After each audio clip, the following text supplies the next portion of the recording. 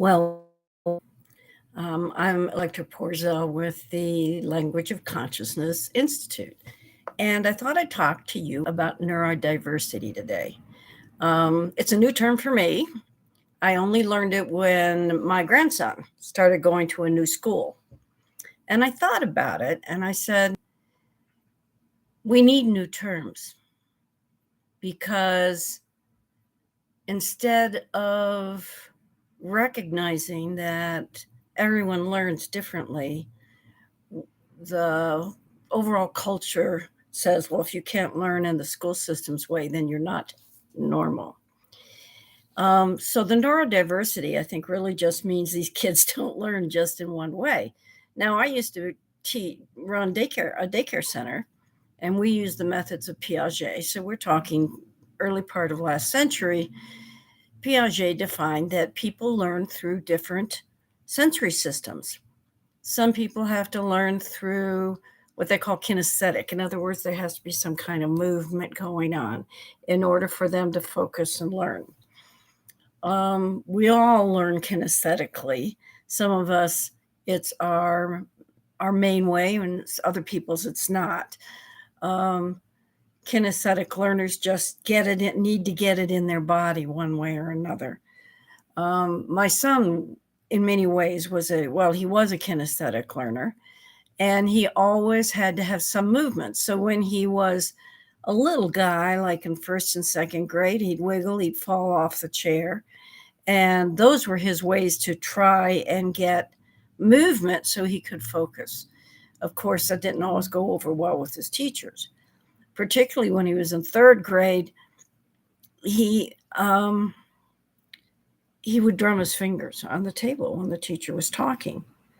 And he had learned that from my dad because I have walked in on conversations with him and my dad where they were both having a very deep conversation, but they were both doing a drumming with their fingers. So anyway, he was doing this in class, and the teacher thought that he was doing it to annoy her. And so he was made to stop. And then he couldn't focus anymore and he couldn't learn. Made it more difficult for him. And then if kids like him who cannot do the movement, they can't stand up in the back, they can't drum their fingers, they can't wiggle, it makes it very difficult. But so that's one system of learning.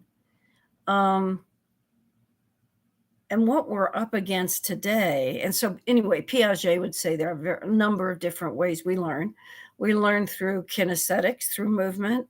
We learn through smell. We learn through touch. We learn through taste.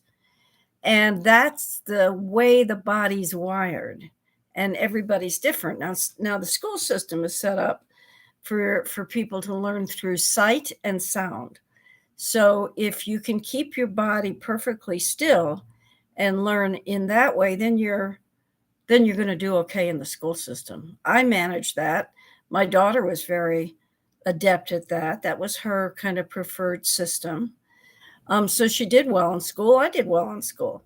But that doesn't mean that my daughter or I are any smarter than my son. It just means that it was easier for us to adapt and live within and work within the system of the school system. So now my grandson goes to a school that says that they are neurodiverse, which translates to they may have kids on the spectrum, they may have kids who learn emotionally differently, mentally differently, but they learn through projects and they're outside in nature a lot in this particular school. So we're hoping, my hope is, and I wish I'd had it for my son, was that he'll learn to appreciate how he learns. And that will be a lesson and something he can take into his adult life that says, I'm good at learning. This is how I learn. So if we look at this, we go like, okay, neurodiverse is a term we can use instead of saying, oh, he's on the spectrum, which translates to everybody that you're not normal. Or other terminology that they might, special ed, I guess, is in that category as well. Oh, twice gifted, that's the other term they're using. So instead of yeah, I think it is it twice gifted? Anyway, instead of using the term gifted, they're using another term, but that doesn't help you at this point in time. But I want you to think about your own learning and how you learn best. One of my granddaughters is really good on picking up physical skills. She can, she went to camp this summer for skiing and snowboarding, and by the end of the week was good in both. She went to a bike camp, learned how to bike without wheels. My other granddaughter, not so quick. Doesn't mean she's less smart. It just means that her kinesthetic learning is not as probably her favorite form of learning, the way her body works. So here we have a situation where people think we have labels on how people learn, and not all the labels are positive. They don't. Discovery model is not part of our school system. Exploration is not part of our school system's way. It's visual and auditory. So why am I having a discussion about this if I'm part of this institute? Well, one of the things is first to know that your whole body learns. And one of the learning systems you have is what we call is an internal listening system. Now, that's another thing that people have been entrained out of. When we're very little, we start, what can I say? We start paying attention outwardly because we are told, no, no, no, no, listen to us. We'll tell you how you should be, what you should do. And that continues, that starts when you're a little tiny thing. We're usually socialized into the system around age 2 or 3. And from that point on, we think, oh, well, they know best. So I will behave as they tell me to behave, think as they tell me to think. And before you know it, you don't know how to listen internally. Now you do remember some of it, like your body just has to talk to you. Like you go, my gut tells me, or I have butterflies in my stomach. Phrases like that tell us that there is some internal listening going on, but it is not often a trusted system. A lot of times when I used to work with educated women, particularly, and I was a massage therapist and cranial sacral therapist and a healer, one of the things I had to teach them how to do was to trust their own internal judgment, because they had succeeded in the workplace because they had focused only on the rational mind and logic, instead of paying attention to their own intuitive knowing, their own emotional knowing. And we all know that a lot of times in the business world, if your argument isn't rational, if your logic isn't there, if you show any emotion, then you just ain't going to, they won't pay attention to you. Well, again, that's an example of, well, this is the approved way to be, when in truth, the human being has full access to far, far more wisdom and far more wider range of response when we are allowed to use our emotions and our sentient awareness. Now, sentient awareness comes from inside your body. It is your body's communication system with you. So words that would describe that would be, energy's running through me, a sense of knowing, just knowing, yeah, that's exactly what I want to say. Or maybe, so those are all like life enhancing kind of feelings. Or you probably are familiar with life defeating ones, or ones that tell you about danger. And I just don't think that's the kind of people I want to be around, or this situation doesn't feel right, or wow, I think I'm just going to hesitate at this light just a minute. And then you see a car speed by. So the body is trying really hard to communicate with you. And it is, it has internal systems that pay attention to what's going on outside of you as well as inside of you 24/7. And a large part of that internal system is in what we call your enteric nervous system, your gut brain, and the medical system calls it your second brain. Um, Spiritually, they used to call it your solar plexus. Um, and this system is, if you look at it, is starts in your stomach and goes all the way to Uranus. So it's largely those organs and your intestines. And in those systems, there's something called a microbiome, which is really just an internal environment in which all the viruses and parasites and chemicals and glial cells and neurons live. And they function there in a 24/7 basis, paying attention. They send information about what is going on through the vagus nerve to the head brain. So you have two brains. Now, my premise, our premise, is that the gut brain is your first brain, because it was.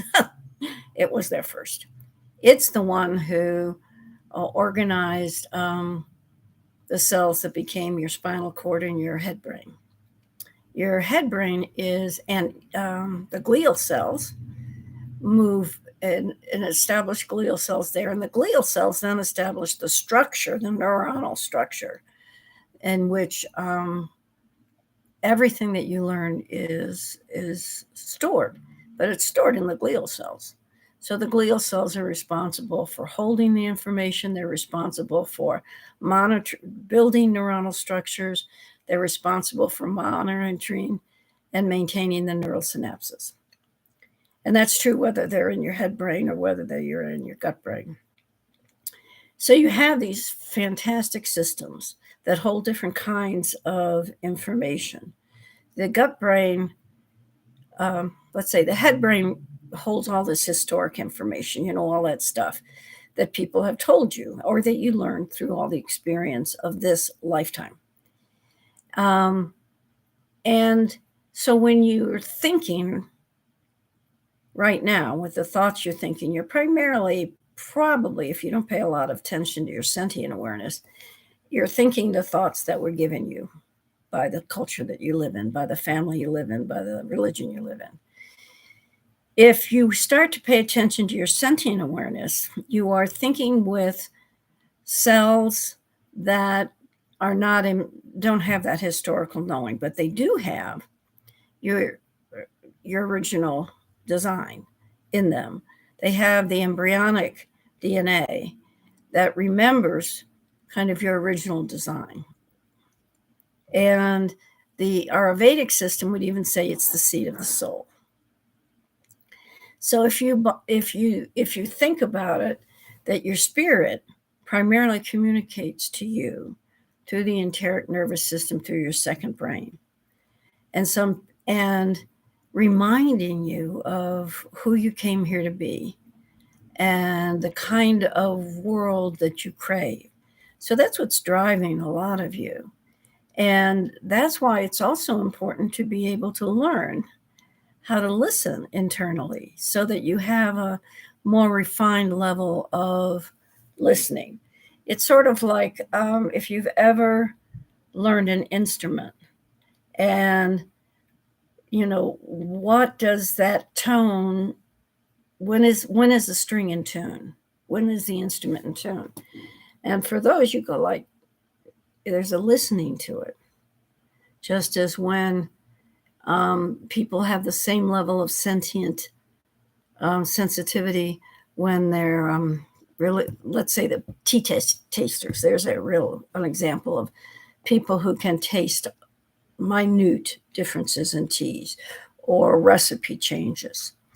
So we all have this sentient awareness in the physical and in the etheric. as far as spirit and flesh. We, because of how our culture is, we have to learn to pay more attention.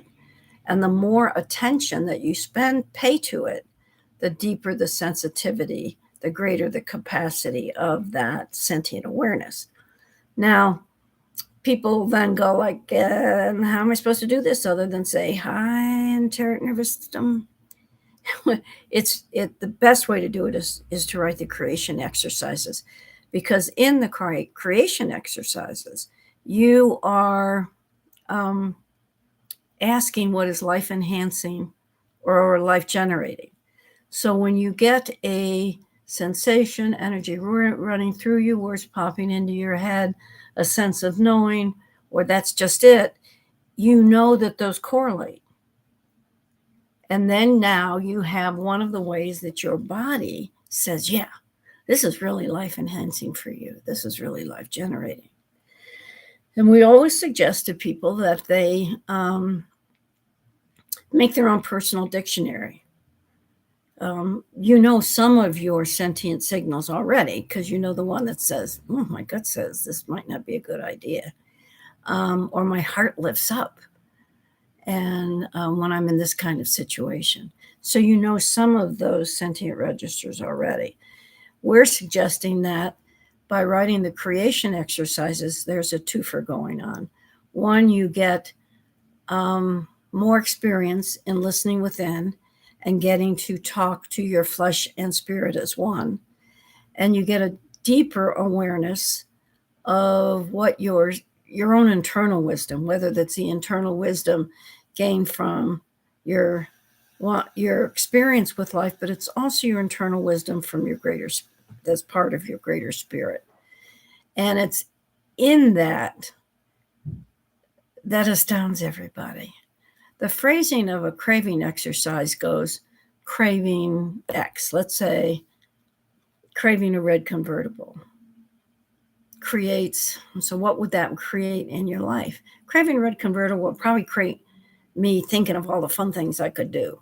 Well, thinking of all the fun things I could do with the red convertible sustains and maintains, probably would sustain and maintain for me looking at ads for cars like that.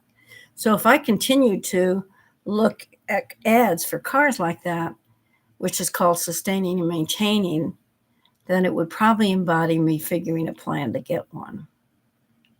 So that's the phraseology, is craving X creates, let's say B. Creating B sustains and maintains. C, sustaining and maintaining C, embodies X. And there are 4 recursions of that.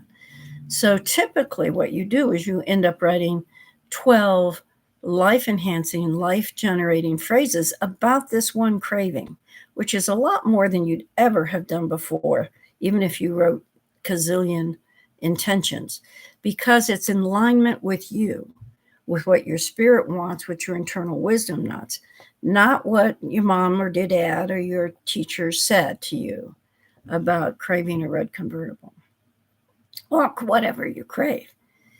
The issue is that when you write those, you create new glial neuronal networks.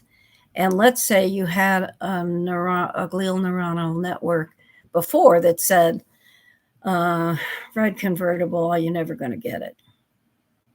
So it had like one option. Well, after I write a craving about craving a red convertible, I now have, instead of one option, I have 13. So when the thought or feeling about the red convertible comes up, I have a lot more response options. I have choices.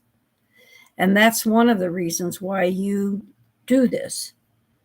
You pay attention to what it is that your system craves. You write life-enhancing and life-generating phrases from that. Listening internally, getting a greater sensitivity for how your internal system talks with you. Not how my system talks to me, but how your system talks to you. And this carries over into your daily life. So you may be in a situation at work or with family members or friends, and your system is telling you this is a great idea, this ain't a great idea. And you're paying attention in a way that you didn't pay attention before. So when you write the creation exercises, you become more of who you came here to be. You experience greater connection to creation, or that's our term for God, guide us, great spirit, whichever term you use. And you end up holding a larger field of what is possible for you or for the world. And when you hold a greater field for what is possible for you, you live it. Now, over in the Babylonian times, and I know I'm making a jump, but I want to point out that this is something that human beings have been doing for a long, long time. There was a king named Hermes, and he was, I think, in Babylonian times, so it's just a few years ago. But anyway, he developed 8 laws, and they're called the Hermetic laws. But one of the ones that he established was the principle of resonance. And what he said is this, and I just want to read it to you because it means that human beings have been seeking that which is resonant for them, what is life enhancing and life generating, for thousands upon thousands of years. And we have to do something to get that more dominant in our lives. And what do we get if we do it? And what he says is, if you change your resonance, if your predominant thoughts change in vibration, if you have more and more confident, positive, and optimistic thoughts, if you are able to abandon yourself to the divine plan because everything makes sense, then opening yourself up to what is beautiful, elevated, harmonious will become your new reality, attracting it more and more in your daily life. Think without conditioning, think the best, and the best will come true. And if you write the creation exercises regularly, you're going to saturate the glial neural networks in your head brain and your gut brain with all that is life enhancing and life generating for you. You will gain greater and greater sensitivity of your learning system, and you'll begin to appreciate that internal learning system and how you translate that to the world to be the most effective, happy you. Thanks for listening, and be talking to you soon. Bye-bye.